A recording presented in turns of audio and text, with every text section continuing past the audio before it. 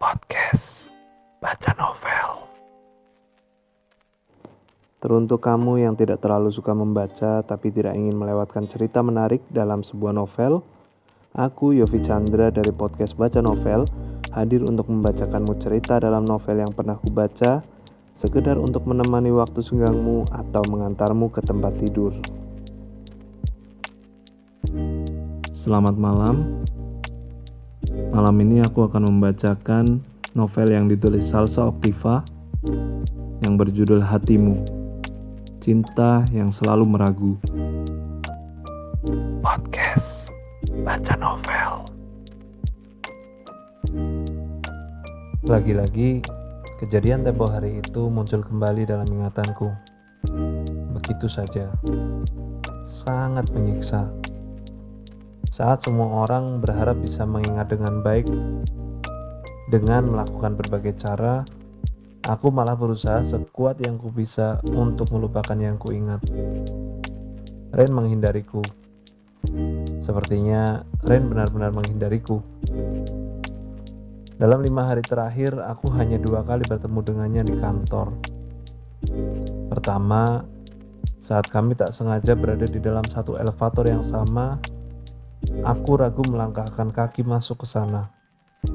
Saat kulihat Ren tengah menyender pada dinding dan menunduk, menekuri ujung sepatu yang digerak-gerakannya. Ia mendongak, menatap sekilas, dan tak membalas senyumku. Entah mengapa dia malah membuang muka. Dan hingga tiba di lantai 3, yang kami lakukan adalah saling tatap melalui dinding kaca elevator. Kedua, kami berpapasan di ground floor. Aku hendak berjalan naik ke kantor seusai mampir minum di kafetaria. Dan Ren sepertinya hendak berjalan ke arah pelataran parkir, tengah bersiul tidak jelas sambil memainkan kunci di tangan kanannya. Ia berhenti, menatapku dengan kikuk, lalu berjalan lagi meninggalkan aku yang masih berdiri mematung di sana. Beberapa detik kemudian, Bari terlihat menyusulnya tergesa dari arah yang sama. Selebihnya, aku selalu berusaha tidak mempertemukan diriku dengan Ren. Memang sulit, sangat. Kami berada dalam satu kantor yang memungkinkan untuk bertemu setiap saat. Dan fakta bahwa kami tinggal dalam satu rumah yang sama membuatnya terasa jauh lebih buruk lagi. Kami bertegur sapa seperlunya, tapi tidak seperti biasa. Kami makan di meja yang sama, tapi tidak saling bicara. Kepalaku hampir pecah menghadapi sikap dingin Ren dan kecurigaan bapak tentang apa yang tengah terjadi di antara kami. Beruntungnya, work trip ke Solo 2 hari terakhir sedikit membantu kebuntuan pikiran yang menyerangku. Paling tidak, aku mempunyai waktu yang berkualitas untuk memikirkan apa yang sebaiknya dan seharusnya aku lakukan. Aku tidak mungkin membiarkan keadaan semacam ini terus berlanjut. Aku harus mengatasinya. Aku pun mengetik pesan singkat untuk Ren. Kira-kira setengah jam ke depan, aku sudah akan berada di rumah. Hey, what are you doing? Udah tidur kah? Ren hanya membutuhkan waktu beberapa detik untuk membalas pesan singkatku. Sementara aku membutuhkan beberapa menit untuk membukanya. Ren membalas, almost. Masih bisa ditahan sampai aku pulang? Ren membalas lagi, nope. Balasannya singkat dan terkesan agak ketus. Kau masih marah kah? Dia menjawab, mengapa aku harus marah? Harusnya aku berterima kasih, bukan? I got a kiss from you.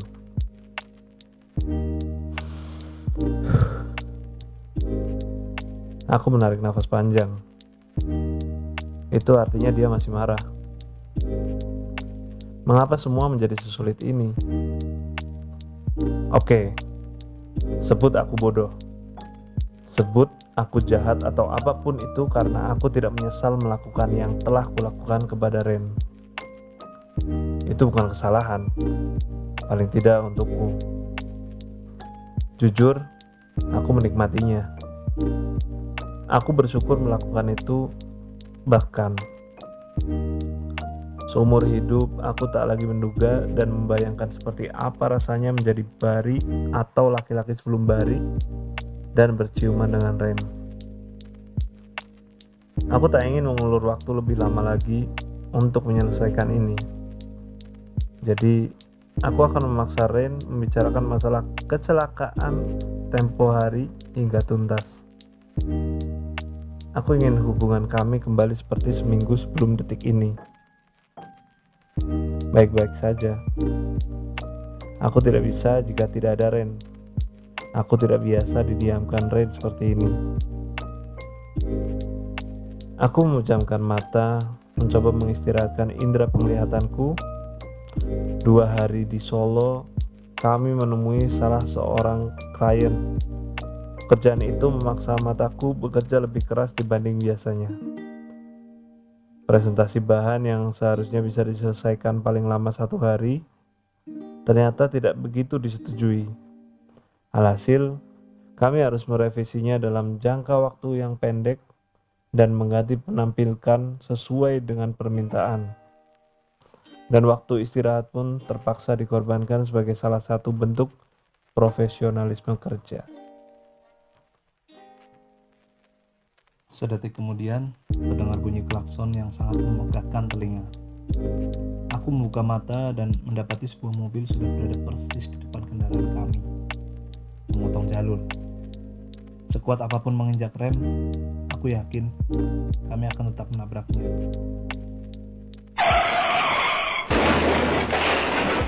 Suara dentuman keras menggantikan suara perpaduan antara klakson dan rem. Seperti dugaanku, aku pasrah saat tabrakan itu membuatku terlempar dari kursi. Kepalaku membentur sesuatu, entah apa. Sekelilingku gelap dan aku merasa ringan. Samar, ku dengar Ren memanggilku. Aku belum ingin mati, apalagi dengan cara ini. Podcast Baca Novel. Rain, koma. Mataku masih terbuka dan tak mau berkompromi dengan badan lelahku. Sebenarnya kantuk sudah menyerangku. Hanya saja entah mengapa aku tak juga bisa memejamkan mata. Semalaman aku tidak tidur. Jadi yang bisa aku lakukan hanya terbaring di atas ranjang sambil menatap langit-langit kamar.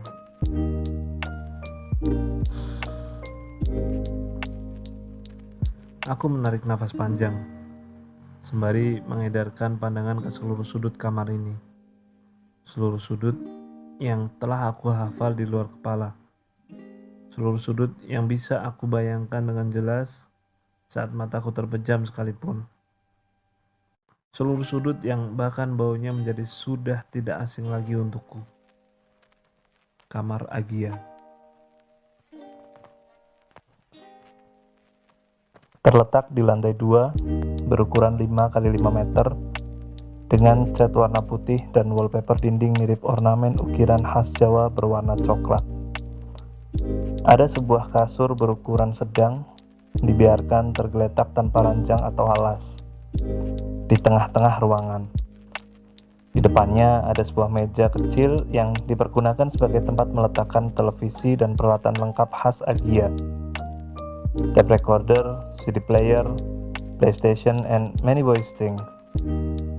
Di sebelah kanannya terdapat jendela agak besar yang sering dibiarkan terbuka tanpa mengenal waktu.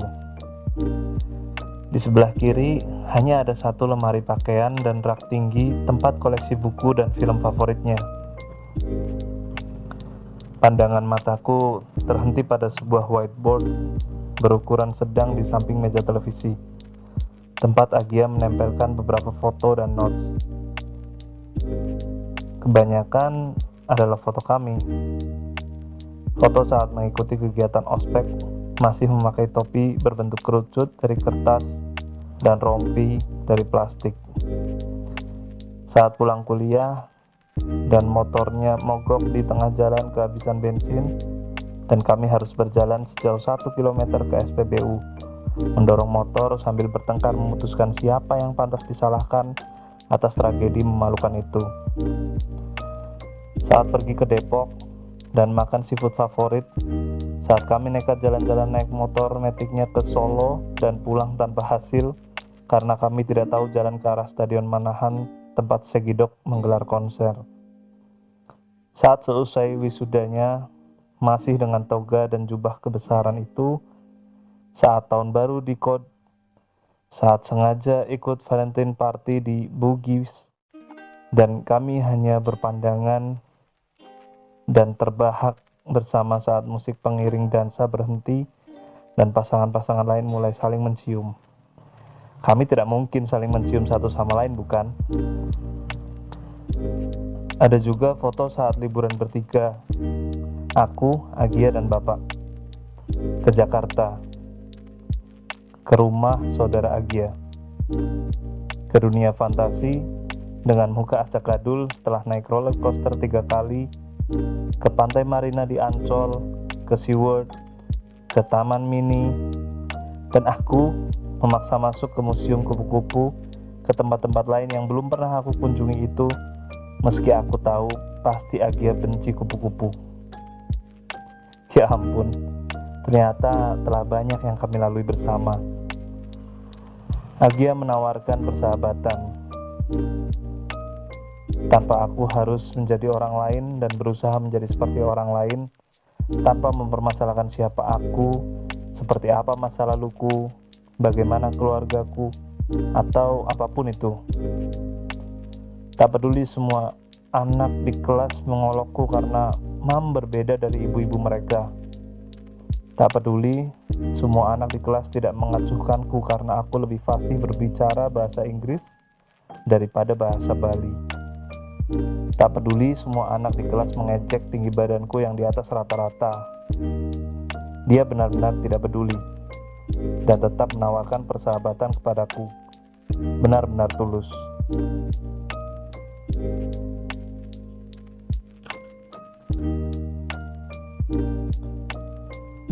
Aku menghargainya, aku mempercayainya. Bahkan atas semua hal tentang aku, Agia jauh lebih mengetahuinya dibanding siapapun. Tentang mamku yang berkebangsaan Inggris dan sudah meninggalkan aku sejak aku berusia 9 tahun karena kanker payudara. Tentang dadku, seniman lukis terkenal saat itu, yang mulai berubah menjadi tak kukenali setelah mam pergi. Tentang Bayu Segara Pratama, kakak laki-laki dan satu-satunya saudaraku yang juga telah meninggalkanku dengan cara yang jauh lebih menyedihkan dibanding mam. Ditemukan overdosis narkotika di dalam mobil, di pelataran parkir sebuah pub. Tentang pernikahan mam dan dad yang ditentang dan tidak dapat restu dari kedua belah pihak keluarga. Tentang keluarga besar dad yang tak menganggap aku keturunan yang sah dalam keluarga mereka, dan seolah tidak peduli bagaimana hidupku akan berjalan setelah kepergian dad. Tentang keluarga besar mam yang mungkin sampai detik ini tak pernah tahu keberadaanku. Tentang masa lalu yang kelam dan berusaha ku kubur jauh di tanah Bali. Agia melakukan banyak hal untukku. Membantuku beradaptasi dengan lingkungan di sini, memberiku tempat tinggal, meminjamkan bapak kepadaku sebagai pengganti dad. Ia bersedia berperan sebagai Bayu saat aku merindukannya dan membuatku merasakan kembali betapa hangat dan menyenangkannya mempunyai keluarga. Mencarikanku lowongan pekerjaan part-time agar aku bisa tetap kuliah dan membiayai semuanya sendiri. Meski pada kenyataannya aku masih saja tetap merepotkan Agia dan Bapak hingga saat ini. semuanya. Dia memberikan semua kebahagiaan, dia memberikan semua kebaikan, dia memberikan kehidupan. Dan aku sama sekali belum berkesempatan membalas semua yang Agia berikan secara cuma-cuma itu. Aku menyesal waktu itu aku membalas pesan singkat terakhirnya dengan kalimat-kalimat yang tidak mengenakan. Bagaimana bisa aku memperlakukan Agia dengan begitu buruk hanya karena sebuah kesalahan kecil. That kiss was a mistake. Menjadi salah karena aku berstatus sebagai pasangan orang lain dan bukan Agia. Menjadi salah karena itu seharusnya tidak dilakukan oleh dua orang lawan jenis dalam sebuah ikatan persahabatan. Menjadi salah karena jujur, aku malah menikmatinya. Ujung mataku berair, terasa nyeri yang seketika muncul di antara tulang mata dan pelipis, yang membuatku langsung memejamkan mata. Aku mengusap wajah dengan kedua tangan, berharap mampu mengusir sakit yang ada. Tetap, tak berkurang juga. I'm trying to be honest. Tentang ciuman Agia, tentang ciuman pertama kami. Aku pernah membayangkannya. Aku selalu ingin tahu bagaimana dia mencium perempuan-perempuan yang pernah masuk ke hidupnya sebagai pasangan. Apakah lembut? Apakah basah? Apakah liar? Dan ciuman malam itu membuktikan perkiraanku. He was a good kisser. Seandainya saat itu Agia tidak memutuskan untuk menghentikan ciuman kami, rasanya aku akan tergoda untuk meneruskannya dan bertahan entah sampai menit keberapa. Kutuk aku. Aku tidak peduli. Aku melirik sekilas jam beker berwarna hijau dan berbentuk kodok di atas meja di samping kanan ranjang. Pukul 8 lewat. Seharusnya sinar matahari sudah bisa leluasa memasuki ruang kamar ini dengan sombong, seperti hari-hari biasanya. Atau mungkin tengah mendung di luar. Tak bergairah, aku bangkit. Berjalan terseok meninggalkan kamar Agia menuju kamar mandi. Mungkin rasa nyeri itu akan hilang setelah aku menyiram kepalaku dengan air hangat dan memaksa hidungku untuk memenuhi rongga paru-paru dengan aromaterapi lavender. Ini hari kedua Agia tak kunjung sadarkan diri. Bagian nahasnya adalah dia tidak menggunakan seatbelt saat kecelakaan. Entah apa yang sebenarnya terjadi saat itu. Dokter hanya mengatakan bahwa badannya terbentur bagian depan mobil, mungkin dashboard. Tulang rusuknya tidak patah, namun tetap saja benturan itu mempengaruhi sistem pernapasannya. Dan yang membuatnya menjadi seperti ini sekarang adalah benturan keras di bagian kepala, bahkan mengharuskannya menerima lebih dari 10 jahitan di pelipis kirinya. Sementara Bari, yang bersamanya dalam keadaan sama malam itu, tidak mendapat luka seserius Agia. Dia hanya mengalami keretakan tulang pergelangan tangan kanan dan telapak kaki. Gips selama beberapa minggu dan terapi sudah pasti bisa memulihkannya. Aku memang mengkhawatirkannya, namun tidak melebihi rasa khawatirku atas Agia. Well, aku tahu itu tidak sepantasnya. Mengingat Bari adalah laki-laki yang mengikatku dengan sebuah komitmen 6 bulan terakhir.